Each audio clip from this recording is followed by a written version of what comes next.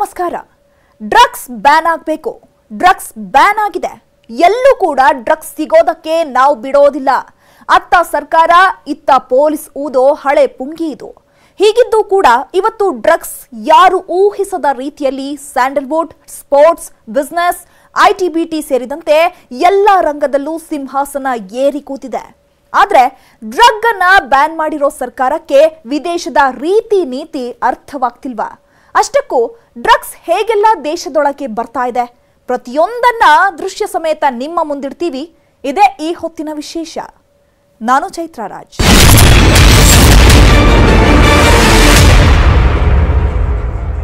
Drugs ತೆಗೆದುಕೊಳ್ಳೋನಿಗೂ ಹಾಗೆ ಮಾರೋನಿಗಷ್ಟೇ ಮುಖ್ಯ ಅಲ್ಲ. ಒಂದು ಕಡೆ ದೇಶದ ಆರ್ಥಿಕತೆ ಸೇರಿದಂತೆ ದೇಶದ ಆರೋಗ್ಯವನ್ನೇ ಇದು ಹಾಳು ಮಾಡುತ್ತೆ. ಇದೆಲ್ಲ ಹಳೆ ಮಾತು. ಅದೆಲ್ಲಕ್ಕಿಂತ ಹೆಚ್ಚಾಗಿ ದೇಶದಲ್ಲಿ ಡ್ರಗ್ಸ್ ಬ್ಯಾನ್ ಆಗಬೇಕು ಅನ್ನೋದನ್ನ ಲೀಗಲ್ ಮಾಡಿದ್ರೆ ಹೇಗೆ? ಡ್ರಗ್ಸ್ ಅನ್ನ ನಾವೇ ಸಪ್ಲೈ ಮಾಡಿದ್ರೆ ಹೇಗೆ? ಇದು ಭಾರತದ ಚಿಂತನೆ ಅಲ್ಲ. ಬದಲಿಗೆ ದೂರದ ದೇಶವೊಂದು ಇಂತಹದ್ದೇ ಸಾಹಸಕ್ಕೆ ಕೈ ಹಾಕಿ ತಾನೇ ಡ್ರಗ್ಸ್ ಸಪ್ಲೈ ಮಾಡಿ ಸೈ ಎನಿಸಿಕೊಂಡಿದೆ. ಯಾವುದು ಆ ದೇಶ? ಎಲ್ಲಿದೆ?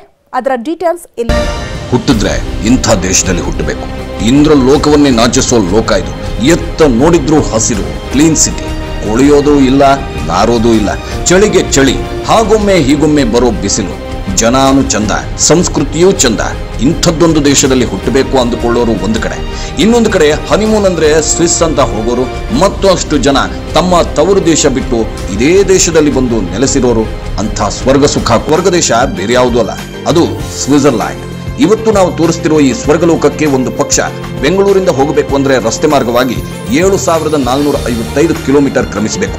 ಇನ್ನು ಫ್ಲೈಟ್ ಅಲ್ಲಿ ಹೋಗ್ತೀವಿ ಅಂದ್ರೆ ಅರ್ಧ ದಿನ, ಅಂದ್ರೆ ಬರೋಬ್ಬರಿ 12 ಗಂಟೆ 40 ನಿಮಿಷ ವಿಮಾನದಲ್ಲೇ ಪ್ರಯಾಣ ಮಾಡಬೇಕು. ಇಂಥ ಸ್ವರ್ಗಲೋಕಕ್ಕೂ ಇವತ್ತಿನ ಡ್ರಗ್ಸ್ಗೂ ಒಂದು ಅವಿನಾಭಾವ ನಂಟಿದೆ. ಆ ನಂಟೆ ಇವತ್ತು ತುಂಬಾ ಜನರು ಸರ್ಕಾರಕ್ಕೆ ನೀವು ಆ ದೇಶದ ಹಾಗೆ ಮಾಡಿ ಅಂತ ಒತ್ತಾಯ ಮಾಡುವುದಕ್ಕೆ ಕಾರಣವಾಗಿರೋದು.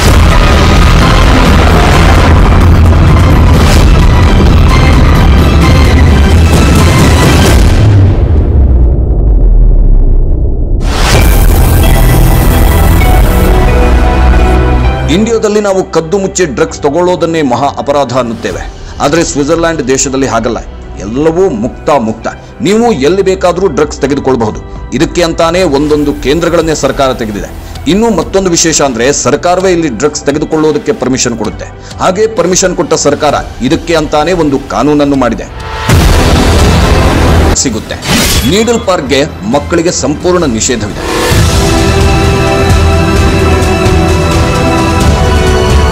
ಹೌದಾ, ಹಿಂಗೂ ಇರುತ್ತಾ?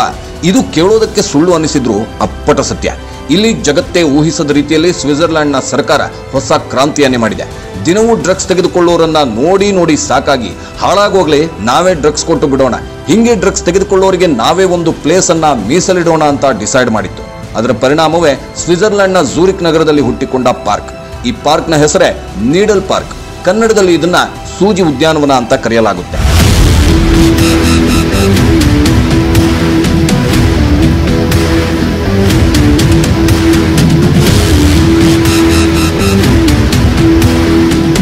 ಈ ಪಾರ್ಕ್ ಜಗತ್ತನ್ನೇ ಒಮ್ಮೆ ನಿಬ್ಬೆರಗಾಗಿಸಿದ ಪಾರ್ಕ್. ನೀಡಲ್ ಪಾರ್ಕ್ ಅನ್ನೋ ಈ ಉದ್ಯಾನವನದಲ್ಲಿ ಡ್ರಗ್ಸ್ ಚಟದಂಕಮಲ್ಲರಿಗೆ ಮಾತ್ರ ಪ್ರವೇಶ. ಝೂರಿಕ್ ನಗರದ ಈ ನೀಡಲ್ ಪಾರ್ಕ್ ನಲ್ಲಿ ಏನಿಲ್ಲ ಅಂದ್ರೂ 1000ದಷ್ಟು ಡ್ರಗ್ಸ್ ವ್ಯಸನಿಗಳು ಪ್ರತಿದಿನ ಬರ್ತಾರೆ. ಕೆಲವರು ಇದೇ ಪಾರ್ಕ್ ನಲ್ಲಿ ರಾತ್ರಿ ಕಳೆದು ಹಗಲಾದ್ರೂ ಡ್ರಗ್ಸ್ ತೆಗೆದುಕೊಳ್ತಾ ನಶೆಯಲ್ಲೇ ತೇಲುತ್ತಿರುತ್ತಾರೆ. ಈ ಪಾರ್ಕ್ನ ಇನ್ನೊಂದು ಅಚ್ಚರಿಯ ವಿಷಯ ಅಂದ್ರೆ ಈ ಪಾರ್ಕ್ಗೆ ಬರೋದಕ್ಕೆ ಸರ್ಕಾರದಿಂದ ಐಡಿ ಕಾರ್ಡ್ ನೀಡಲಾಗುತ್ತೆ. ಅಲ್ಲದೆ ಸರ್ಕಾರವೇ ಇವರ ಚಟವನ್ನ ಬಿಡಿಸೋದಕ್ಕೆ ತಾನೇ ಬೆಳೆಸಿ ಸಂಸ್ಕರಿಸಿರೋ ಡ್ರಗ್ಸ್ ಗಳನ್ನ ನೀಡುತ್ತೆ. ಅದಕ್ಕಾಗಿಯೇ ಸರ್ಕಾರಿ ಲ್ಯಾಬ್, ಫ್ಯಾಕ್ಟರಿಗಳನ್ನು ತೆರೆದಿದೆ. ಅಲ್ಲಿಂದಲೇ ಡ್ರಗ್ಸ್ ಅನ್ನು ಕೂಡ ವಿತರಿಸಲಾಗುತ್ತೆ. ಆದ್ರೆ ಈ ಡ್ರಗ್ಸ್ ಕೇವಲ ಡ್ರಗ್ಸ್ ಆಗಿರೋದಿಲ್ಲ. ಬದಲಿಗೆ ಡ್ರಗ್ಸ್ ಅನ್ನು ಕ್ರಮೇಣ ಬಿಡೋದಕ್ಕೆ ಈ ಸುಧಾರಿತ ಸಂಸ್ಕರಿತ ಡ್ರಗ್ಸ್ ಉಪಯೋಗವಾಗುತ್ತೆ. ಇನ್ನು ಡ್ರಗ್ಸ್ ತೆಗೆದುಕೊಳ್ಳೋರು ಒಂದೇ ಸೂಜಿಯನ್ನ ಪ್ರತಿಯೊಬ್ಬರು ಬಳಸೋದು ಸಹಜ. ಹಾಗೆ ಒಮ್ಮೆ ಯೂಸ್ ಮಾಡಿದ ಸೂಜಿಯನ್ನ ಮತ್ತೆ ಬಳಸ್ತಾರೆ. ಆದ್ರೆ ಸ್ವಿಟ್ಜರ್ಲ್ಯಾಂಡ್ನ ಸರ್ಕಾರ ಡ್ರಗ್ಸ್ ವ್ಯಸನಿಗಳಿಗಾಗಿ ಪ್ರತಿದಿನ ಹೊಸ ಸೂಜಿಯನ್ನ ಕೊಡುತ್ತೆ. ಇಂಥದ್ದೊಂದು ಕಾನೂನು ತಂದಿರೋ ಸ್ವಿಟ್ಜರ್ಲ್ಯಾಂಡ್ನ ಸರ್ಕಾರ ಇದರಿಂದ ತನ್ನ ದೇಶಕ್ಕೆ ಉಪಯೋಗವೇ ಆಗಿದೆ ಅಂತ ವಿಶ್ವಸಂಸ್ಥೆ. ಡ್ರಗ್ಸ್ ಪರವಾಗಿ ಸ್ವಿಟ್ಜರ್ಲ್ಯಾಂಡ್ ವಾದ ಏನು? ಡ್ರಗ್ಸ್ ದಲ್ಲಾಳಿಗಳನ್ನ ಮಟ್ಟ ಹಾಕೋಕೆ ನೀಡಲ್ ಪಾರ್ಕ್ ಇದೆ. ಸಣ್ಣ ಮಕ್ಕಳನ್ನು ಡ್ರಗ್ಸ್ ನಿಂದ ಬಚಾವ್ ಮಾಡೋ ಪ್ಲಾನ್ ಇದಾಗಿದೆ. ಏಡ್ಸ್ ನಂತಹ ಮಾರಕ ಕಾಯಿಲೆಗೆ ಇದರಿಂದ ಬ್ರೇಕ್ ಬೀಳುತ್ತೆ. ಈ ಪಾರ್ಕ್ ನಿಂದಾಗಿ 60% ಕ್ರೈಮ್ ರೇಟ್ ಕಮ್ಮಿ ಆಗಿದೆ. ಡ್ರಗ್ಸ್ ವ್ಯಸನಿಗಳ ಪ್ರಮಾಣವನ್ನು ಪತ್ತೆ ಹಚ್ಚಲು ಸಾಧ್ಯವಾಗಿದೆ. ಸ್ವಿಟ್ಜರ್ಲೆಂಡ್ ಸರ್ಕಾರ ಯಾವಾಗ ನೀಡಲ್ ಪಾರ್ಕ್ ಅನ್ನ ಜಗತ್ತಿಗೆ ಪರಿಚಯಿಸಿತೋ ಅವತ್ತಿನಿಂದ ಸ್ವಿಟ್ಜರ್ಲೆಂಡ್ ಸರ್ಕಾರದ ವಿರುದ್ಧ ಹಲವು ಸಾಮಾಜಿಕ ಸಂಘಟನೆಗಳು, ದೇಶಗಳು ಹಾಗೆ ವಿಶ್ವಸಂಸ್ಥೆಯೂ ಕೂಡ ಗರಂ ಆಗಿತ್ತು. ಹಲವು ಪ್ರತಿಭಟನೆಗಳು ಕೂಡ ನಡೆದವು. ಆದರೆ ಇದ್ಯಾವುದನ್ನು ಲೆಕ್ಕಿಸದ ಸ್ವಿಟ್ಜರ್ಲೆಂಡ್ ಸರ್ಕಾರ ಕೊನೆಗೆ ತನ್ನ ನಿಲುವನ್ನು ಸ್ಪಷ್ಟ ಮಾಡುವುದಕ್ಕೆ 5 ಅಂಶಗಳನ್ನು ವಿಶ್ವಸಂಸ್ಥೆ ಮುಂದೆ ಮಂಡಿಸಿತ್ತು. ಆ 5 ಅಂಶಗಳನ್ನು ಸ್ವಿಟ್ಜರ್ಲೆಂಡ್ ವಿವರಿಸಿದ್ದು ಹೀಗೆ.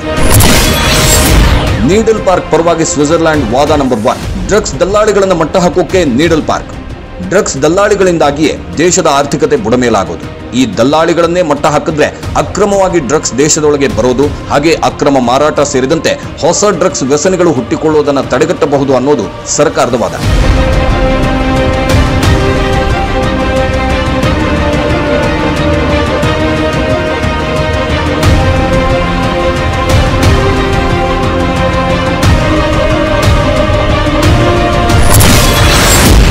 ನೀಡಲ್ ಪಾರ್ಕ್ ಪರವಾಗಿ ಸ್ವಿಟ್ಜರ್ಲೆಂಡ್ ವಾದ 2, ಸಣ್ಣ ಮಕ್ಕಳನ್ನು ಡ್ರಗ್ಸ್ ನಿಂದ ಬಚಾವ್ ಮಾಡೋ ಪ್ಲಾನ್. ಇದು ಸ್ವಿಟ್ಜರ್ಲೆಂಡ್ ಸರ್ಕಾರದ 2ನೇ ವಾದ. ಸ್ವಿಟ್ಜರ್ಲೆಂಡ್ನ ಈ ವಾದಕ್ಕೆ ಹಲವು ದೇಶಗಳು ಸಹಮತ ಸೂಚಿಸಿದ್ದವು. ಕಾರಣ ಡ್ರಗ್ಸ್ ಅನ್ನೋದು ಯಾರಿಗೆ ಎಫೆಕ್ಟ್ ಆಗುತ್ತೋ ಗೊತ್ತಿಲ್ಲ, ಆದರೆ ಸಣ್ಣ ಮಕ್ಕಳನ್ನು ಇದರಿಂದ ದೂರ ಇಡುವುದೇ ದೊಡ್ಡ ಸವಾಲು. ಹೇಗೆ ವೇಶ್ಯಾವಾಟಿಕೆ ಅಡ್ಡೆಗಳು ಇದೆಯೋ ಹಾಗೆ ಡ್ರಗ್ಸ್ಗೆ ಒಂದು ಪಾರ್ಕ್ ಮಾಡಿರೋದ್ರಿಂದ ಸಣ್ಣ ಮಕ್ಕಳನ್ನು ಡ್ರಗ್ಸ್ ಚಟದಿಂದ ದೂರ ಇಡಬಹುದು ಅನ್ನೋದು ಸ್ವಿಟ್ಜರ್ಲೆಂಡ್ ಸರ್ಕಾರದ ವಾದ.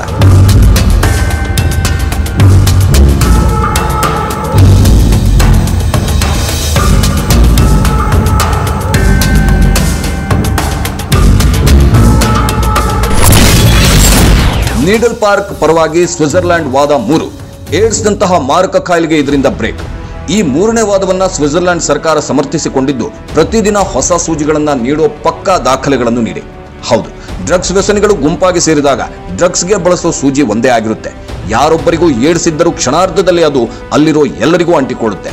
ಹಾಗಾಗಿಯೇ ಸ್ವಿಟ್ಜರ್ಲೆಂಡ್ ಸರ್ಕಾರ ತಾನೇ ಸರ್ಕಾರದ ವತಿಯಿಂದ ಪ್ರತಿದಿನ ಹೊಸ ಸೂಜಿ ಕೊಡ್ತಿರೋದಾಗಿ ಹೇಳಿಕೊಂಡಿತ್ತು.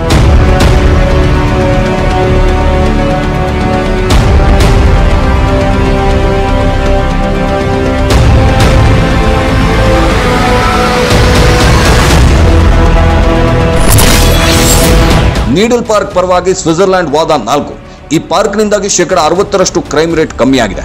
ಸ್ವಿಟ್ಜರ್ಲೆಂಡ್ ತನ್ನ 4ನೇ ವಾದ ಮಂಡಿಸಿದ್ದು ಕ್ರೈಮ್ ರೇಟ್ ಜೊತೆ. ಸ್ವಿಟ್ಜರ್ಲೆಂಡ್ ಸರ್ಕಾರ ಹೇಳೋ ಪ್ರಕಾರ 100ರಲ್ಲಿ 90 ಭಾಗದಷ್ಟು ಕ್ರೈಮ್ಗಳಿಗೆ ಡ್ರಗ್ಸ್ ಅಥವಾ ನಶೆಯೇ ಕಾರಣ. ಹಾಗಾಗಿ ಡ್ರಗ್ಸ್ ಸಿಗದಿದ್ದಾಗ ಅಪರಾಧ ಚಟುವಟಿಕೆಗಳಲ್ಲಿ ವ್ಯಸನಿಗಳು ತೊಡಗಿಕೊಳ್ತಾರೆ. ಮತ್ತೊಂದು ಡ್ರಗ್ಸ್ ನಶೆಯಲ್ಲಿ ಹಲವು ಕ್ರೈಮ್ ನಡೆದು ಹೋಗುತ್ತೆ. ಉದಾಹರಣೆಗೆ ರೇಪ್, ಮರ್ಡರ್, ಕಳ್ಳತನ, ಗಲಾಟೆ ಮುಂತಾದವು. ಹಾಗಾಗಿ ನೀಡಲ್ ಪಾರ್ಕ್ ಮತ್ತು ಸರ್ಕಾರವೇ ಡ್ರಗ್ಸ್ ನೀಡೋದ್ರಿಂದ ವ್ಯಸನಿಗಳು ಕ್ರೈಮ್ನಿಂದ ದೂರ ಉಳಿತಾರೆ. ಸ್ವಿಟ್ಜರ್ಲೆಂಡ್ ಸರ್ಕಾರ ನೀಡಲ್ ಪಾರ್ಕ್ನಿಂದಾಗಿ ತನ್ನ ದೇಶದಲ್ಲಿ 60% ಕ್ರೈಮ್ ರೇಟ್ ಕಡಿಮೆಯಾಗಿರೋ ಬಗ್ಗೆ ದಾಖಲೆ ಕೂಡ ನೀಡಿತ್ತು.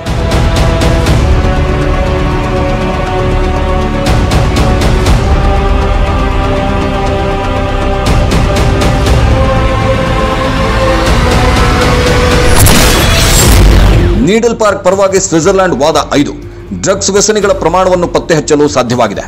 ಇದು ಸ್ವಿಟ್ಜರ್ಲೆಂಡ್ ಸರ್ಕಾರದ ಕಡೆಯ ವಾದ. ಯಾವ ದೇಶದಲ್ಲಿ ಡ್ರಗ್ಸ್ ವ್ಯಸನಿಗಳು ಎಷ್ಟಿದ್ದಾರೆ ಅನ್ನೋದನ್ನ ಒಂದು ಅಂದಾಜಿನ ಮೂಲಕ ಪತ್ತೆ ಹಚ್ಚಬಹುದು. ಆದರೆ ನೀಡಲ್ ಪಾರ್ಕ್ ಮಾಡಿದ ಮೇಲೆ ಡ್ರಗ್ಸ್ ತೆಗೆದುಕೊಳ್ಳುವವರ ಪಕ್ಕಾ ಲೆಕ್ಕವನ್ನ ಪತ್ತೆ ಹಚ್ಚೋದಕ್ಕೆ ಸಾಧ್ಯವಾಗಿದೆ. ಅಷ್ಟೇ ಅಲ್ಲ, ಯಾರು ಯಾವ ರೀತಿಯ ಡ್ರಗ್ಸ್ ಬಳಸ್ತಾರೆ, ಜೊತೆಗೆ ಯಾರು ಯಾವ ಡ್ರಗ್ಸ್ ಅನ್ನು ಎಷ್ಟು ಪ್ರಮಾಣದಲ್ಲಿ ಬಳಸ್ತಾರೆ ಅನ್ನೋದನ್ನ ಪತ್ತೆ ಹಚ್ಚೋದಕ್ಕೆ ಸಾಧ್ಯವಾಗಿದೆ. ಮತ್ತು ಎಷ್ಟು ವಯಸ್ಸಿನವರು ಡ್ರಗ್ಸ್ ಸೇವಿಸುತ್ತಿದ್ದಾರೆ ಅನ್ನೋದನ್ನ ಕಂಡುಕೊಳ್ಳುವುದಕ್ಕೆ ಸಾಧ್ಯವಾಗಿದೆ ಅಂತ ಸ್ವಿಟ್ಜರ್ಲೆಂಡ್ ಸರ್ಕಾರ ತನ್ನನ್ನು ತಾನು ಸಮರ್ಥಿಸಿಕೊಂಡಿತ್ತು. ಸ್ವಿಟ್ಜರ್ಲೆಂಡ್ ಸರ್ಕಾರದ ಈ ವಾದವನ್ನು ನೋಡಿದ್ರೆ ಎಲ್ಲೋ ಒಂದು ಕಡೆ ಸ್ವಿಟ್ಜರ್ಲೆಂಡ್ ಸರ್ಕಾರದ ನೀತಿಯೇ ಸರಿಯಾಗಿತ್ತಾ ಅನ್ನೋ ವಾದವೂ ಹುಟ್ಟಿಕೊಳ್ಳುತ್ತೆ. ಆದರೆ ಸರ್ಕಾರವೇ ಡ್ರಗ್ಸ್ ಕೊಡೋದು, ಹಾಗೆ ಸರ್ಕಾರವೇ ಇದನ್ನ ಮಟ್ಟ ಹಾಕುವ ನಿಟ್ಟಿನಲ್ಲಿ ಇಂಥದ್ದೊಂದು ಸಾಹಸಕ್ಕೆ ಕೈ ಹಾಕಿರೋದನ್ನ ಪ್ರಪಂಚದ 3/4 ರಾಷ್ಟ್ರಗಳು ಒಪ್ಪಿಕೊಳ್ಳೋದಿಲ್ಲ. ಅಂಥದ್ರಲ್ಲಿ ಭಾರತದಂಥ ಸಂಸ್ಕೃತಿ ಭರಿತ ರಾಷ್ಟ್ರ ಇದನ್ನ ಒಪ್ಪಿಕೊಳ್ಳೋದಿರಲಿ, ಊಹೆನೂ ಮಾಡಿಕೊಳ್ಳೋದಕ್ಕೆ ಸಾಧ್ಯವೇ ಇಲ್ಲ. ಅಮೆರಿಕದಲ್ಲಿ ಸಿದ್ಧವಾಗ್ತಿದೆ drugs and drive system. Drugs ಸೇವಿಸಿ ಡ್ರೈವರ್ ಸೀಟಿನಲ್ಲಿ ಕುಂತ್ರೆ ಸ್ಟಾರ್ಟ್ ಆಗಲ್ಲ ಇಂಜಿನ್. ಹಾವ ಭಾವ, ಕಣ್ಣುಗುಡ್ಡೆ, ಉಸಿರಾಟದಿಂದಲೇ ಡ್ರಗ್ಸ್ ಸೇವನೆ ಪತ್ತೆ. 15 ಲಕ್ಷಣಗಳನ್ನು ಅಳೆದು ನೋಡಿ ಕಾರು ನಿಷ್ಕ್ರಿಯ. ಸೂಜಿ ಪಾರ್ಕ್ ಅಥವಾ ನೀಡಲ್ ಪಾರ್ಕ್ ಅನ್ನ ಇನ್ಯಾವುದೇ ದೇಶಕ್ಕೆ ಒಪ್ಪಿಕೊಳ್ಳೋದಕ್ಕೆ ಆಗಿಲ್ಲ. ಅದಕ್ಕಾಗಿಯೇ ಅಮೆರಿಕ ಹೊಸದೊಂದು ಪ್ಲಾನ್ ಮಾಡ್ತಿದೆ. ಡ್ರಗ್ಸ್ ಸೇವಿಸಿ ಕಾರು ಚಾಲನೆಗೆ ಮುಂದಾದ್ರೆ ಕಾರು ತಾನಾಗಿಯೇ ಸ್ಟಾಪ್ ಆಗೋ ಟೆಕ್ನಾಲಜಿಯನ್ನು ಅಳವಡಿಸಿಕೊಳ್ಳುವುದಕ್ಕೆ ಮುಂದಾಗಿದೆ. ಡ್ರಗ್ಸ್ ಸೇವಿಸಿದ ವ್ಯಕ್ತಿಯ ಕಣ್ಣು, ಹಾವಭಾವ ಸೇರಿದಂತೆ ಒಟ್ಟು 15 ಗುಣಲಕ್ಷಣಗಳನ್ನು ಮುಂದಿಟ್ಟುಕೊಂಡು ಕಾರ್ ಸ್ಟಾರ್ಟ್ ಆಗದಂತೆ ಮಾಡೋ ಹೊಸ ಟೆಕ್ನಾಲಜಿಯನ್ನು ಆವಿಷ್ಕಾರ ಮಾಡಲು ಮುಂದಾಗಿದೆ. ಹಾಗೊಂದು ವೇಳೆ ಈ ಟೆಕ್ನಾಲಜಿ ಕ್ಲಿಕ್ ಆದ್ರೆ ಡ್ರಗ್ಸ್ ವಿರುದ್ಧ ಇನ್ನೊಂದು ರೀತಿಯ ಸಮರ ಸಾರಿದಂತಾಗುತ್ತೆ.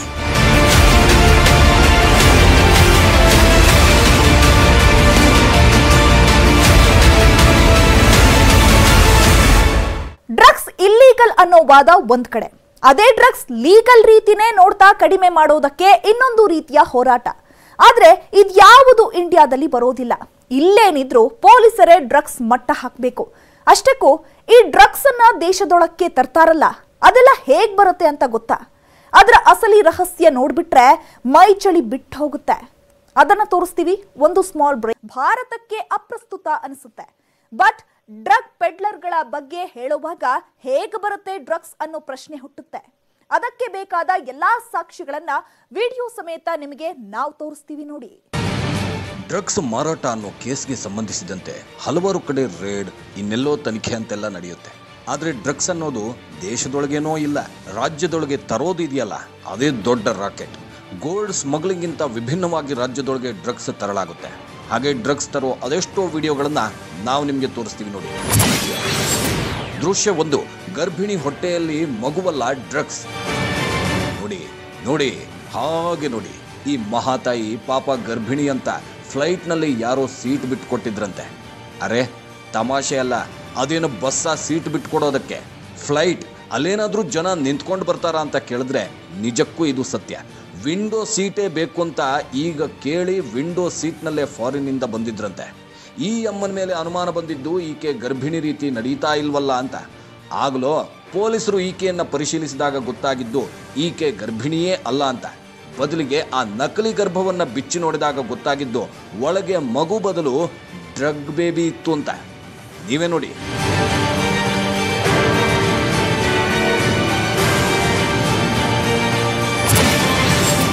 ದೃಶ್ಯ 2, ಮರದ ದಿಮ್ಮಿಯೊಳಗೆ ಕೋಟಿ ಕೋಟಿ ಡ್ರಗ್ಸ್.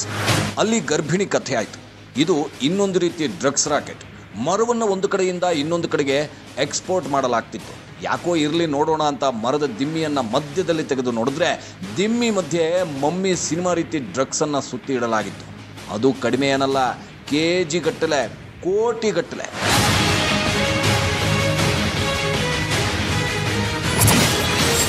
ದೃಶ್ಯ 3, ಈರುಳ್ಳಿ ಒಣಮೆಣಸಲ್ಲೂ ಇತ್ತು ಡ್ರಗ್ಸ್. ಅಪ್ಪಿ ತಪ್ಪಿ ನಿಮ್ಮ ಮನೆಗೆ ಈ ಈರುಳ್ಳಿ ಹಾಗೂ ಒಣಮೆಣಸು ಬಂದು ಇದನ್ನೇ ಗೊತ್ತಿಲ್ಲದೆ ಸಾಂಬಾರಿಗೆ ಕುಯ್ದು ಹಾಕಿದ್ರೆ ಇಡೀ ಮನೆಯವರೆಲ್ಲ ಒಂದು ಊಟಕ್ಕೆ ತೇಲಾಡಬೇಕಾಗುತ್ತೆ. ಈರುಳ್ಳಿ ಮೆಣಸಲ್ಲೂ ಡ್ರಗ್ಸ್ ಎಕ್ಸ್ಪೋರ್ಟ್ ಮಾಡೋ ಕಲೆ ಕಂಡು ಹಿಡಿದವನ ತಲೆ ಇನ್ನೆಷ್ಟು ಓಡಿರೋದಿಲ್ಲ ಅಲ್ವಾ?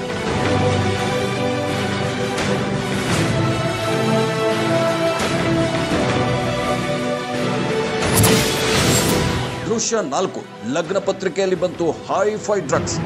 ಇದಪ್ಪ, ಇವರೇನು ಮದುವೆ ಕರೆಯೋದಕ್ಕೆ ಲಗ್ನ ಪತ್ರಿಕೆ ಮಾಡಿಸಿದ್ದಾರ, ಇಲ್ಲ ಮತ್ತೇರೋದಕ್ಕೆ ಲಗ್ನ ಪತ್ರಿಕೆ ಮಾಡಿಸಿದ್ದಾರೋ ಗೊತ್ತಿಲ್ಲ. ಲಗ್ನ ಪತ್ರಿಕೆ ತೆಗೆದ್ರೆ ಒಂದಲ್ಲ 2 ಪ್ಯಾಕ್, 120 ಗ್ರಾಮ್ ಪ್ರತಿ ಕಾರ್ಡ್ನಲ್ಲಿ. ಅಲ್ಲಿಗೆ 43 ಕಾರ್ಡ್ನಲ್ಲಿ 5 kg 160 ಗ್ರಾಮ್ನಷ್ಟು ಕೊಕೆ. ಇದನ್ನ ಕೊಟ್ಟು ಮದುವೆಗೆ ಬನ್ನಿ ಅಂತ ಕರೆಯೋದಕ್ಕೆ ಪಾಪ ಹುಡುಗಿ ಮನೆಯವರು ರೆಡಿ ಮಾಡಿದ್ರು. ಪಾಪ ತಗಲಾಕೊಂಡ್ರು.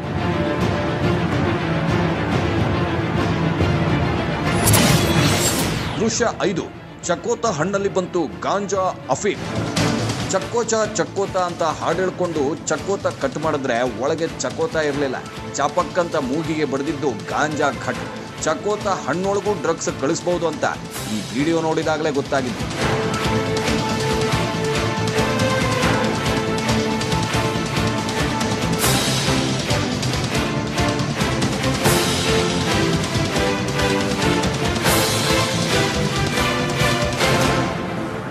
ಡ್ರಗ್ಸ್ ಪೇಜ್ 3 ಪಾರ್ಟಿಯಲ್ಲಿ ಸಿಗುತ್ತೆ, ರೇವ್ ಪಾರ್ಟಿಯಲ್ಲಿ ಸಿಗುತ್ತೆ, ಮತ್ತೆಲ್ಲೋ ಕಾಲೇಜ್ ಮುಂದೆ ಇನ್ನೆಲ್ಲೋ ಮಾರ್ತಾರೆ ಅಂತೆಲ್ಲ ಕೇಳಿದ್ವಿ. ಆದ್ರೆ ಈ ಮಟ್ಟಿಗೆ ಡ್ರಗ್ಸ್ ತರ್ತಾರೆ ಅಂತ ದೇವ್ರಾಣೆ ಇವುಗಳನ್ನ ನೋಡಿದ ಮೇಲೇನೆ ಗೊತ್ತಾಗಿದ್ದು. ಡ್ರಗ್ಸ್ ಬಗೆಗಿನ ಇನ್ನಷ್ಟು ಮಾಹಿತಿ ತೋರಿಸ್ತೀವಿ, ಆಗೋದಕ್ಕೆ ಸಾಧ್ಯ. ಹಾಗಾಗಿಯೇ ಕೆಲವೊಂದು ಟನ್ ಗಟ್ಟಲೆ ಗಾಂಜಾ ಸೇರಿದಂತೆ ಇತರೆ ಡ್ರಗ್ಸ್ಗಳನ್ನು ಸುಡೋ ದೃಶ್ಯ ತೋರಿಸ್ತಾ ಇದ್ದೀವಿ ನೋಡಿ. ಇದು ಮಯನ್ಮಾರ್ನಲ್ಲಿ ಅಕ್ರಮವಾಗಿ ಸಂಗ್ರಹಿಸಿಟ್ಟ ಗಾಂಜಾ ಸೇರಿದಂತೆ ಇತರ ಡ್ರಗ್ಸ್ಗಳನ್ನು ಕೋರ್ಟ್ ಆದೇಶದ ಮೇರೆಗೆ ಸುಟ್ಟು ಹಾಕ್ತಿರೋದು. ಮುಂದೆಂದೂ ಇದು ಮತ್ತೊಮ್ಮೆ ಮಿಸ್ಯೂಸ್ ಆಗಬಾರ್ದು ಅಂತ ಹೀಗೆ ಸುಟ್ಟು ಹಾಕಲಾಗುತ್ತೆ. 1000 kg ಗಟ್ಟಲೆ ಡ್ರಗ್ಸ್ ಸುಡ್ತಿರೋದು. ಒಂದಲ್ಲ ಎರಡಲ್ಲ, ಬರೋಬ್ಬರಿ 18 ಟನ್, ಅಂದ್ರೆ 1800 kgಯಷ್ಟು ಡ್ರಗ್ ಅನ್ನು ಸುಡ್ತಿರೋದು. ಅಫ್ಘಾನಿಸ್ತಾನದಲ್ಲಿ ಅಕ್ರಮವಾಗಿ ಸಿಕ್ಕಿದ ಡ್ರಗ್ಸ್ ಅನ್ನು ಈ ಮಟ್ಟಿಗೆ ಸುಡಲಾಗ್ತಿದೆ. ಇದ್ರ ಬೆಲೆ ಎಷ್ಟು ಗೊತ್ತಾ? ಬರೋಬ್ಬರಿ 3000 ಕೋಟಿ. 18 ಟನ್ ಡ್ರಗ್ಸ್ ಸುಡ್ತಿರೋ ದೃಶ್ಯ. ಇದು ಡ್ರಗ್ಸ್ ಅನ್ನೇ ದಂಧೆಯಾಗಿ ಮಾಡಿಕೊಂಡು ಭಾರತದ ವಿರುದ್ಧ ಸಮರ ಸಾರುತ್ತಿರೋ ಪಾಕಿಸ್ತಾನದ ದೃಶ್ಯ. ಮನಸ್ಸಿಲ್ಲದಿದ್ರೂ ಕೋರ್ಟ್ ಆದೇಶದಿಂದ 100 ಟನ್ ಅಂದ್ರೆ ಬರೋಬ್ಬರಿ 10,000 ಕೆಜಿಯಷ್ಟು ಡ್ರಗ್ಸ್ ಅನ್ನು ಕೋರ್ಟ್ ಅಧಿಕಾರಿಗಳ ಮುಂದೆ ಸುಟ್ಟು ಹಾಕ್ತಿರೋದು. ಇನ್ನು ಇದು ಪ್ಯೂರ್ ಗಾಂಜಾ, ಒಟ್ಟು 134 ಕೆಜಿ, ಬೆಲೆ 18 ಕೋಟಿ. ಇಷ್ಟು ಅಕ್ರಮ ಗಾಂಜಾವನ್ನ ಸುಡೋದಕ್ಕೆ ಕಾರಣ ಇದು ಅಕ್ರಮವಾಗಿ ಬೆಳೆಸಿ ಎಕ್ಸ್ಪೋರ್ಟ್ಗೆ ಇಟ್ಟಿದ್ದು ಅನ್ನೋ ಕಾರಣಕ್ಕೆ 134 ಟನ್ ಗಾಂಜಾಗೆ ಬೆಂಕಿ.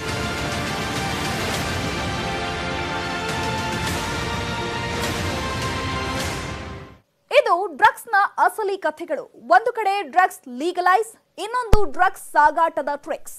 ಇದರ ನಡುವೆ ಗ್ರಾಮ್ ಲೆಕ್ಕದ ಡ್ರಗ್ಸ್ ಮಧ್ಯೆ ಟನ್ ಗಟ್ಟಲೆ ಡ್ರಗ್ಸ್ ಬೆಂಕಿಯಲ್ಲಿ ಬೇಯೋದು. ಇದನ್ನೆಲ್ಲ ನೋಡ್ತಿದ್ರೆ ಡ್ರಗ್ಸ್ ಬಗ್ಗೆ ನಾವು ಹೇಳಿದ್ದಷ್ಟು, ನೀವು ಕೇಳಿದ್ದಷ್ಟು ಕೇವಲ ರವೆಯಷ್ಟು ಅನ್ಸುತ್ತೆ. ಇದು ಸಾಗರ ಅನ್ನೋದು ತಿಳ್ಕೊಂಡಾಗ್ಲೇ ನಮ್ಗದು ಗೊತ್ತಾಗೋದು. ಇದೇ ಇವತ್ತಿನ ವಿಶೇಷ ಕಾರ್ಯಕ್ರಮ. ನೋಡ್ತಾ ಇರಿ News 18 ಕನ್ನಡ. ಜಾಲ ನಮ್ಮದು.